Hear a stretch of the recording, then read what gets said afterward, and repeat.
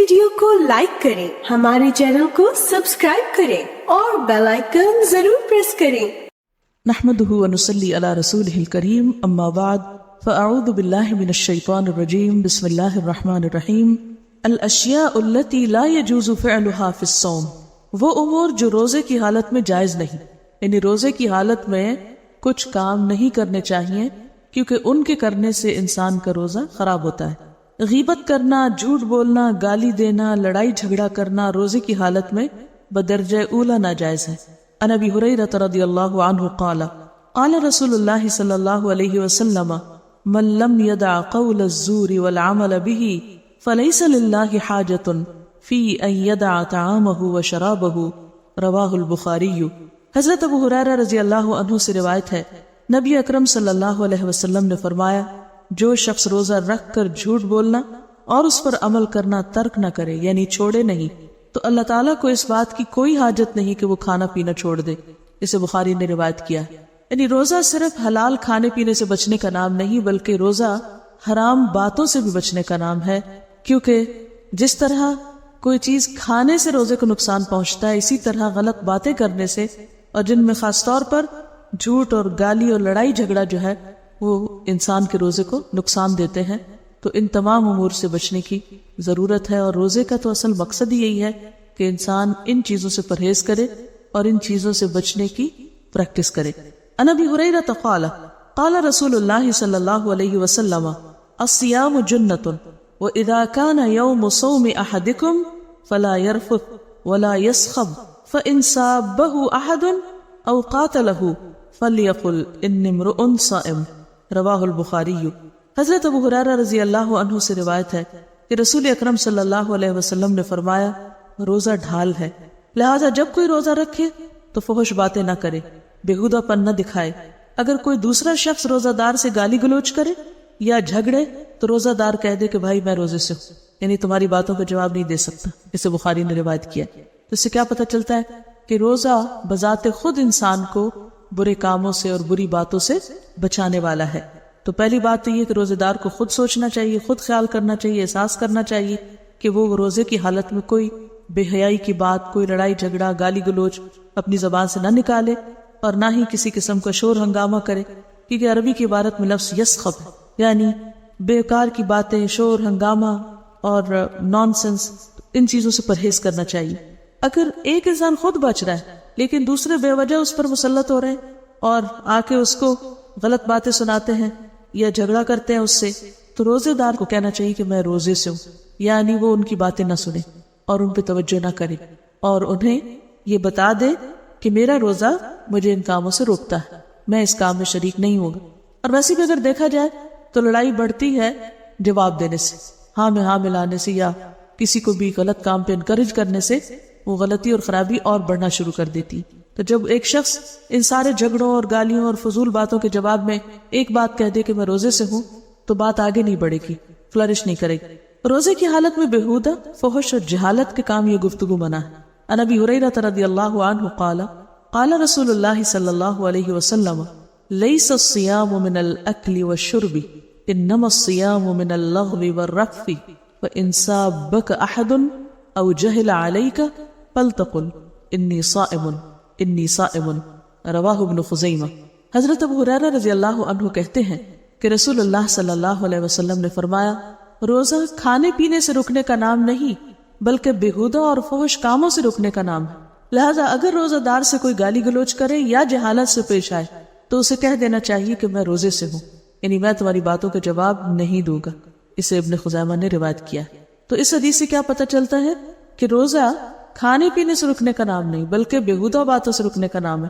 اس کا یہ مطلب نہیں کہ پھر روزے میں ہم کھا پی سکتے ہیں، مطلب یہ ہے کہ کھانے پینے سے رکنے سے زیادہ اہم بات یہ ہے کہ انسان بےہودہ اور فحش کاموں سے رکے، کیونکہ اگر صرف کھانا پینا چھوڑا ہوا ہے اور باقی سب کچھ کر رہا ہے تو وہ روزہ اس کا روزہ شمار نہیں ہوگا۔ اگلی حدیث عن ابی ہریرہ رضی اللہ عنہ عن النبی صلی اللہ علیہ وسلم لا تساب وانت صائم وَإِن سَابَّكَ أَحَدٌ فَقُلْ إِنِّي صَائِمٌ وَإِن كُنْتَ قَائِمًا فَاجْلِسْ، رواہ ابن خزیمہ، صحیح۔ حضرت ابو ہریرہ رضی اللہ عنہ نبی اکرم صلی اللہ علیہ وسلم سے روایت کرتے ہیں کہ روزے کی حالت میں کسی کو گالی نہ دو.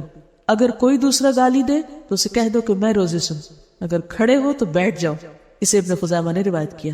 یہاں باقی باتیں تو پچھلی احادیث میں آ چکی ہیں، لیکن جو نئی بات ہے وہ یہ ہے کہ اگر کوئی شخص کھڑا ہو تو بیٹھ جائے، یعنی اس سے بھی لڑائی نہیں ہوگی یا لڑائی آگے نہیں بڑھے. عام طور پہ کیا ہوتا ہے، اگر ایک شخص دوسرے کچھ برا بھلا کہتا ہے تو لڑنے کے لیے اس کو اٹھنا پڑتا ہے اور اٹھ کے آگے بڑھے گا. اور اگر کوئی شخص کھڑا ہے اور لڑائی شروع ہو جائے تو اور وہ بیٹھ جائے تو پھر لڑ نہیں سکے گا، یعنی اس سے آگے لڑائی رک جائے گی. اور ویسے بھی پوزیشن تبدیل کرنا غصے کی حالت میں انسان کے غصے کو کم کرتا ہے. کچھ اور چیزیں بھی ہیں جو روزے کی حالت میں انسان کے روزے کو نقصان دیتی ہیں. اس میں حدیث ہے اس بارے میں کہ جو روزہ دار اپنی شہوت پر قابو نہ رکھتا ہو اس کے لیے بیوی کا بوسہ لینا جائز نہیں. عن عائشہ رضی اللہ عنہا قالت کان رسول اللہ صلی اللہ علیہ وسلم یقبل ویباشر وهو صائم وکان املککم لاربہ رواہ البخاری. حضرت عائشہ فرماتی ہے کہ نبی صلی اللہ علیہ وسلم روزے کی حالت میں بوسہ لیتے، بغل گیر ہوتے، لیکن وہ اپنی شہوت پر سب سے زیادہ قابو پانے والے تھے. اسے بخاری نے روایت کیا. تو اس سے کیا پتہ چلتا ہے کہ روزے کی حالت میں اگرچہ اس کی رخصت ہے، لیکن اگر انسان کو یہ احساس ہو کہ ایسے کسی چیز سے اس کے روزے کو خلل ہو سکتا ہے تو پھر وہ اس سے اجتناب کرے. کیونکہ یہاں حضرت عائشہ یہ فرماتی ہے کہ نبی صلی اللہ علیہ وسلم سب سے زیادہ تم میں سے اپنی شہوت پر قابو پانے والے تھے. اگلی حدیث ہے عن ابی ہریرہ ان رجلا سأل النبی صلی اللہ علیہ وسلم عن المباشرة للصائم فرخص له وأتاه آخر فسأله فنهاه فإذا الذي رخص له شيخ والذي نهاه شاب. رواہ ابو داود. حدیث حسن. حضرت ابو ہریرہ رضی اللہ عنہ سے روایت ہے کہ ایک آدمی نے نبی اکرم صلی اللہ علیہ وسلم سے روزے کی حالت میں بیوی سے بغل گیر ہونے کے بارے میں سوال کیا. نبی اکرم صلی اللہ علیہ وسلم نے اسے اجازت دے دی. پھر ایک اور آدمی آیا، اس نے وہی سوال پوچھا، آپ نے اس کو منع کر دیا. حضرت ابو ہریرہ کہتے ہیں کہ جس کو آپ نے اجازت دی وہ بوڑھا تھا اور جسے آپ نے منع کیا وہ جوان تھا. اسے ابو داؤد نے روایت کیا. یعنی بہت سی چیزیں مختلف لوگوں کے حالات کی مناسبت سے آپ نے کی. ہر ایک کے لیے ایک قانون نہیں. اس میں وہ شخص جو اپنی شہوت پہ قابو رکھ سکتا تھا اس کو اس کی رخصت دے دی، اور جو نہیں رکھ سکتا تھا اس کو اس کی اجازت نہیں دی. تو دونوں حدیثوں سے پتہ ہی چلتا ہے کہ اصل چیز روزے کی حرمت کا لحاظ رکھنا ہے، روزے کی حفاظت کرنا ہے. اگر کوئی بھی چیز اس کو نقصان دینے والی ہو تو اس میں کوئی انسان مفتی نہیں، انسان کا اپنا دل مفتی ہے، اور اپنے دل سے اور اپنے آپ سے پوچھنا چاہیے کہ وہ کیا کرے. کیونکہ اصل چیز اس مقصد کو پورا کرنا ہے جو کہ روزے کا تقاضا ہے، یعنی روزے کی حفاظت یا ان چیزوں سے بچنا جو روزے کو نقصان دینے والی ہے. اگلی حدیث ہے کہ روزے کی حالت میں کلی کرتے وقت ناک میں اس طرح پانی ڈالنا جائز نہیں کہ حلق تک پہنچنے کا اندیشہ ہو. ان لقیت ابن صبرۃ عن ابیہ رضی اللہ عنہ قال قلت یا رسول اللہ صلی اللہ علیہ وسلم اخبرنی عن الوضوء قال اسبغ الوضوء وخلل بین الاصابع وبالغ بالاستنشاق الا ان تكون صائما. رواہ ابو داود والترمذی صحیح. حضرت لقیت بن صبرہ اپنے باپ رضی اللہ عنہ سے روایت کرتے ہیں کہ میں نے کہا یا رسول اللہ صلی اللہ علیہ وسلم وضو کے بارے میں مجھے کچھ بتائیے. نبی اکرم صلی اللہ علیہ وسلم نے فرمایا وضو پورا کرو، انگلیوں کے درمیان خلال کرو اور ناک میں اچھی طرح پانی ڈالو، لیکن اگر روزہ ہو تو پھر ایسا نہ کرو. اسے ابو داؤد اور ترمذی نے روایت کیا. تو اس حدیث سے ہمیں یہ پتہ چلتا ہے کہ روزے کی حالت میں اگر کسی بھی وجہ سے پانی حلق کے نیچے اترے تو اس سے روزہ ختم ہو جاتا ہے. اس کی ایک صورت یہ ہو سکتی ہے کہ انسان کلی کرتے وقت بہت آگے تک گلا صاف کرے، یا پھر یہ کہ ناک میں پانی ڈالتے وقت اتنا اوپر چڑھا لے کہ وہ حلق سے اسٹمک تک چلا جائے. تو ایسی چیزوں سے پرہیز کرنا چاہیے. اسی طرح یہ بھی بتایا گیا کہ انگلیوں کے درمیان خلال کرو. خلال ہوتا ہے خلل سے ہے یعنی دو انگلیوں کے بیچ کا جو فاصلہ ہے. بعض اوقات اس میں اگر صحیح طور پر وضو نہ کیا جائے یا ہاتھ مل کے نہ دھوئے جائیں تو ان کے درمیان جگہ خشک رہنے کا اندیشہ ہے. اور یہ صرف ہاتھ کی انگلیاں نہیں، پاؤں کی انگلیاں بھی. تو پاؤں کی انگلیوں کے درمیان بھی خلال کرنا چاہیے تاکہ کوئی جگہ خشک نہ رہے. اسی طرح بعض اوقات ہاتھ کی انگلی وغیرہ پر کوئی انگوٹھی وغیرہ پہنی ہوتی ہے تو اس کو بھی ہلانا جلانا چاہیے تاکہ جگہ جو دھونے کی ہے وہ دھل جائے، خشک نہ رہے. اور پھر آپ نے یہ بتایا کہ ناک میں اچھی طرح پانی ڈالو، لیکن اگر روزہ ہو تو پھر ایسا نہ کرو، یعنی پھر سامنے سے ہی کر لو. تو اس سے یہ بات بھی پتہ چلتی ہے کہ ناک میں جو پانی ڈالنا ہے وہ کافی اوپر تک چڑھانا چاہیے. صحت کے لیے بھی عمل بہت ضروری ہے اور جو وضو کا اہتمام ہے اور پورا پورا وضو جسے کہتے ہیں اس کے لیے بھی امپورٹنٹ ہے. اور ویسے بھی تجربے کی بات ہے کہ اگر زکام شروع ہو اور اس وقت انسان اگر ناک میں خوب اوپر تک پانی چڑھائے تو کئی دفعہ ایسا کرنے سے اول تو زکام ہوتا نہیں، اور اگر ہو تو اس میں جلد آرام آ جاتا ہے، کیونکہ یہ ایک طرح سے ناک کی مکمل صفائی اور ایکسرسائز بھی ہے. الاشیاء التي تفسد الصوم، روزے کو فاسد کرنے یا توڑنے والے امور. روزہ کے دوران جمع کرنے سے روزہ باطل ہو جاتا ہے، اس پر کفارہ بھی ہے، قضا بھی ہے. روزے کا کفارہ ایک غلام آزاد کرنا ہے، یا 2 ماہ کے مسلسل روزے رکھنا ہے، یا 60 محتاجوں کا کھانا کھلانا ہے. عن ابی ہریرہ رضی اللہ عنہ قال بینما نحن جلوس عند النبی صلی اللہ علیہ وسلم اذ جاءه رجل فقال یا رسول اللہ صلی اللہ علیہ وسلم هلكت قال ما لك قال وقعت على امرأتي وانا صائم فقال رسول الله صلى الله عليه وسلم هل تجد رقبة تعتقها قال لا قال فهل تستطيع أن تصوم شهرين متتابعين قال لا قال فهل تجد إطعام 60 مسكينا قال لا قال اجلس فمكث عند النبي صلى الله عليه وسلم فبينا نحن على ذلك أتي النبي صلى الله عليه وسلم بعرق فيها تمر والعرق المكتل الضخم قال أين السائل فقال أنا قال خذ هذا فتصدق به فقال الرجل على أفقر مني يا رسول الله صلى الله عليه وسلم فوالله ما بين لابتيها يريد الحرتين أهل بيت أفقر من أهل بيتي فضحك النبي صلى الله عليه وسلم حتى بدت أنيابه ثم قال أطعمه أهلك متفق علیہ. حضرت ابو ہریرہ رضی اللہ عنہ سے روایت ہے کہ ہم نبی اکرم صلی اللہ علیہ وسلم کے پاس بیٹھے تھے کہ ایک صحابی آئے اور کہنے لگے یا رسول اللہ صلی اللہ علیہ وسلم میں ہلاک ہو گیا. نبی اکرم صلی اللہ علیہ وسلم نے پوچھا کیا بات؟ اس نے کہا میں روزے کی حالت میں بیوی سے صحبت کر بیٹھا. رسول اللہ صلی اللہ علیہ وسلم نے پوچھا کیا تو ایک غلام آزاد کر سکتا ہے؟ اس نے کہا نہیں. نبی اکرم صلی اللہ علیہ وسلم نے پھر دریافت کیا کیا 2 ماہ کے مسلسل روزے رکھ سکتے ہو؟ اس نے کہا نہیں.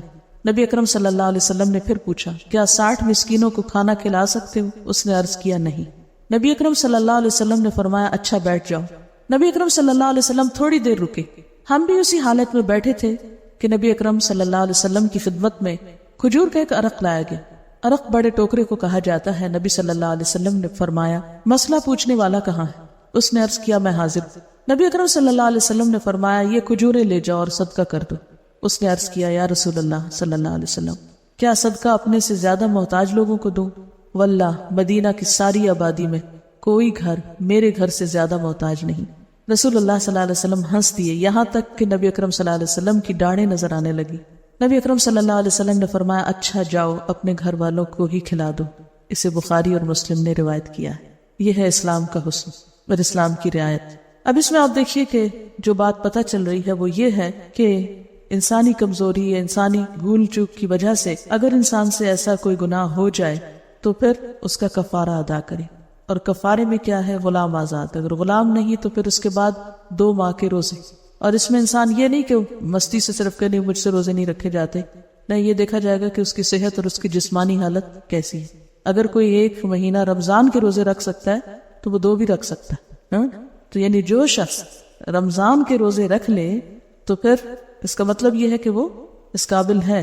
اور اگر کوئی بیمار ہے یا معذور ہے اور وہ روزے نہیں رکھ سکتا تو پھر وہ 60 مسکینوں کو کھانا کھلائے گا. اور اگر کوئی غریب ہے اور وہ نہیں کھلا سکتا تو پھر اس کو کچھ دیا جائے گا کہ وہ آگے کسی کو کھلا سکے. اب آپ نے یہ نہیں کہا اچھا پھر جاؤ تم کچھ بھی نہ کرو، کہا بیٹھ جاؤ. اور بٹھایا کس لیے؟ کہ کوئی اس کی مدد کی جائے تاکہ وہ اپنا کفارہ ادا کر سکے.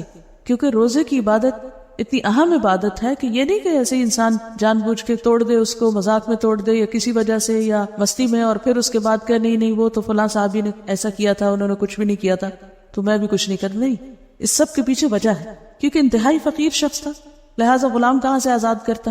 کھانے کو نہیں ملتا تھا، اتنا کمزور ہوگا کہ 2 مہینے کے روزے بھی نہیں رکھ سکتا. اور پھر 60 مسکینوں کو کھانا کہاں سے کھلاتا جس کے اپنے گھر کھانا نہیں. لیکن پھر ایسے شخص کے لیے کیا کیا جائے کہ دوسرے اس کی مدد کریں تاکہ وہ اپنا کفارہ ادا کرے. اور پھر جب کفارہ ادا کرنے کے لیے اس کو مال دیا گیا، کھجوریں دی گئی اور اسے کہا گیا کہ اب اس کو غریبوں پہ یا فقیروں پہ تقسیم کرو، تو اتفاق یہ تھا کہ سب سے زیادہ فقیر بھی وہ خود ہی تھا، اس کے گھر والے. تو پھر آپ صلی اللہ علیہ وسلم نے اس کے گھر والوں کے لیے ہی وہ کھجوریں، یعنی کفارت اس مرد کو خود دینا تھا نا، فقیر بچے تھے یا گھر والے تھے، تو اس لیے اسی کے گھر والوں کو وہ کفارے کا مال دلوا دیا گیا۔ پھر اس کے بعد ایک اور حدیث ہے ان سعید بن المسیب رحمہ اللہ، کیونکہ یہ تابعی ہے، قال جاء رجل الى النبي صلی اللہ علیہ وسلم قال انی افطرت یوما من رمضان فقال له النبي صلی اللہ علیہ وسلم تصدق واستغفر اللہ وصم یوما مکانہ، رواہ ابن ابی شیبۃ فی المصنف۔ حضرت سعید بن مسیب کہتے ہیں ایک آدمی نبی اکرم صلی اللہ علیہ وسلم کے پاس آیا اور کہا میں نے رمضان کا روزہ توڑ دیا۔ نبی اکرم صلی اللہ علیہ وسلم نے اسے فرمایا صدقہ کر، اللہ تعالیٰ سے معافی مانگ اور روزے کی قضا ادا کر۔ اسے ابن ابی شیبہ نے مصنف میں روایت کی، کتاب کا نام مصنف۔ آج بھی اگر کوئی شخص ایسی صورتحال سے دوچار ہو اور تینوں کاموں میں سے کسی ایک کی بھی قدرت نہ رکھتا ہو تو اسے حسب استطاعت صدقہ کر دینا چاہیے، یعنی پھر جو میسر ہو، یعنی اگر کسی بس کچھ بھی مال نہیں اور 60 مسکینوں کو کھانا نہیں کھلا سکتا تو جتنا بھی ہے جو بھی ہے وہ صدقہ کرے اور استغفار کرے اور روزے کی قضا رکھے۔ لیکن جب تینوں میں سے کسی ایک کام کی بھی استطاعت حاصل ہو جائے تو کفارہ ادا کرنا لازمی ہوگا۔ قصداً طے کرنے سے روزہ ٹوٹ جاتا ہے اور اس پر قضا واجب، خود بخود کے آنے سے روزہ نہیں ٹوٹتا۔ عن ابی ہریرہ قال قال رسول اللہ صلی اللہ علیہ وسلم من ذرعه قیع وهو صائم فلیس علیہ قضاء وان استقاء فلیقض، رواہ ابو داؤد وابن ماجہ۔ ابو ہریرہ رضی اللہ عنہ کہتے ہیں رسول اللہ صلی اللہ علیہ وسلم نے فرمایا جس روزہ دار کو خود بخود قے آئے اس پر قضا نہیں ہے، البتہ جو روزہ دار قصداً قے لائے، یعنی حلق میں کوئی بھی چیز ڈال کے، وہ قضا روزہ رکھے۔ اسے ابو داؤد اور ابن ماجہ نے روایت کیا۔ قصداً قے کرنے سے روزہ ٹوٹ جاتا ہے اور اس پر قضا واجب ہے، یعنی اس طرح اگر کسی کا روزہ ٹوٹ گیا تو اس پر کفارہ نہیں بلکہ صرف قضا ہے۔ حیض یا نفاس شروع ہونے سے عورت کا روزہ ٹوٹ جاتا ہے، روزے کی قضا ہے، نماز کی نہیں۔ عن ابی سعید الخدری قال قال النبی صلی اللہ علیہ وسلم الیس اذا حاضت لم تصلی ولم تصم فذلک من نقصان دینہا، رواہ البخاری۔ حضرت ابو سعید خدری کہتے ہیں نبی اکرم صلی اللہ علیہ وسلم نے فرمایا کیا ایسا نہیں ہے کہ عورت جب حائضہ ہو جاتی ہے تو نہ نماز پڑھ سکتی ہے نہ روزہ رکھ سکتی ہے، اور عورتوں کے دین میں کمی کی یہی وجہ ہے، اسے بخاری نے روایت کیا ہے۔ حضرت ابو زناد رحمہ اللہ کہتے ہیں کہ مسنون اور شرعی احکام بسا اوقات رائے کے برعکس ہوتے ہیں، لیکن مسلمانوں پر ان احکام کی پیروی کرنا لازم ہے۔ انہی احکام میں سے ایک یہ بھی ہے کہ حائضہ روزوں کی قضا تو دے لیکن نماز کی قضا نہ دے۔ بعض لوگوں کے ذہن میں یہ خیال ہوتا ہے کہ اگر روزہ 12 بجے کے بعد ٹوٹا ہے تو وہ روزہ مکمل کر لیا جائے، نہیں، اگر 5 منٹ پہلے بھی ٹوٹا ہے تو بھی قضا دینی ہوگی۔ ہاں، سارا دن آپ روزے سے رہے تو جتنا روزے سے رہے اس کا اجر مل جائے گا انشاءاللہ تعالی، اور اگر ایک دفعہ روزہ ختم ہو جائے آپ کا منسس کی وجہ سے تو پھر آپ کیا کریں، یعنی کھا پی سکتے ہیں، اس کے بعد اس میں روزہ رکھنے کی کوئی حاجت نہیں۔ استحاضہ کا مسئلہ ہی پوچھ رہی ہیں کہ اگر کسی خاتون کے پیریڈز ختم ہی نہ ہو تو وہ کیا کرے۔ اس میں ایسا ہے کہ جو اس کے اس بیماری سے پہلے دن مقرر تھے مہینے میں 6 دن یا 7 دن، اور جو ڈیٹس تھی اور جو کیفیت اس کی ہوتی تھی، جسمانی کیفیت، اور جو علامتیں اس کی ہوتی تھی، ان علامتوں سے پہچان کے ان 5-6 دنوں میں روزہ چھوڑ دے، نماز بھی چھوڑ دے، اور پھر اس کے بعد جب وہ کیفیت بدل جائے تو خواہ بلیڈنگ ہو روزہ بھی رکھے اور نماز بھی پڑھے۔ ٹھیک ہے، دیکھیں پیریڈز کے بارے میں 10 اور 12 دن کوئی چیز نہیں ہے، ہر ایک کی عادت کاؤنٹ ہوگی، کہ اگر کسی کو صرف 1 دن کی عادت ہے تو وہ 1 دن، 3 دن کی ہے تو 3 دن، 7 دن کی ہے تو 7 دن۔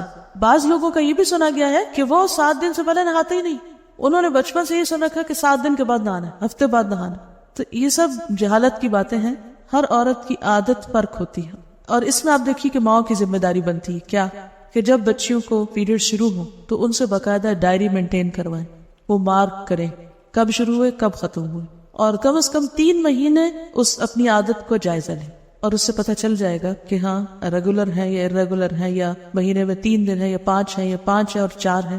مثلاً اگر 2 دفعہ یعنی 3 میں سے 2 دفعہ ایک ہی چیز ہوئی تو اس کا مطلب ہے کہ وہ عادت ہے، اور اسی پر پھر آئندہ زندگی کا انحصار ہوگا۔ ہاں، یہ الگ بات ہوتی ہے کہ بعض اوقات موسم کے فرق سے یا حالات اور کھانے کے یا سچویشن کے فرق سے، غم، خوشی، غصے وغیرہ کی وجہ سے بعض اوقات اوپر نیچے تھوڑا بہت ہو جاتا ہے تو وہ تو اس میں ہی شمار ہوگا، لیکن ایکسٹرا آرڈنری اگر کوئی چیز نظر آ رہی ہے تو وہ پھر اصل پہ لوٹائی جائے گی۔ السلام علیکم ورحمۃ اللہ وبرکاتہ، وآخر دعوانا الحمد للہ رب العالمین، سبحانک اللہم وبحمدک، نشہد ان لا الہ الا انت، نستغفرک ونتوب الیک۔